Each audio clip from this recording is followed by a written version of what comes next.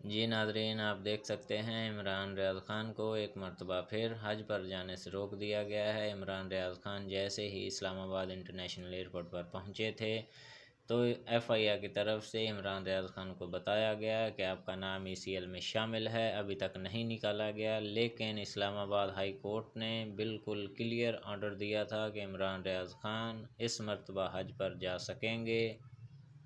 لیکن اسلام آباد high court کا جو حکم تھا، جو آرڈر تھا، اس کو ایک مرتبہ پھر ردی کی ٹوکری میں ڈال دیا گیا ہے اور عمران ریاض خان کو جانے سے روک دیا گیا ہے۔ آپ دیکھ سکتے ہیں عمران ریاض خان ایئرپورٹ سے باہر آ چکے ہیں اور اب دیکھتے ہیں کہ عمران ریاض خان کا اگلا لاہے عمل کیا ہوگا۔ لیکن ایک مرتبہ پھر عمران ریاض خان کو ایف آئی آر کی طرف سے حج پر جانے سے روک دیا گیا ہے۔ عمران ریاض خان ایئرپورٹ سے باہر آ چکے ہیں، صدیق جان اور دوسرے دوست بھی ان کے ہمراہ ہیں۔ آپ دیکھ سکتے ہیں عمران ریاض خان گاڑی میں بیٹھ کر اب واپس روانہ ہو رہے ہیں، صدیق جان بھی ان کے ساتھ ہیں۔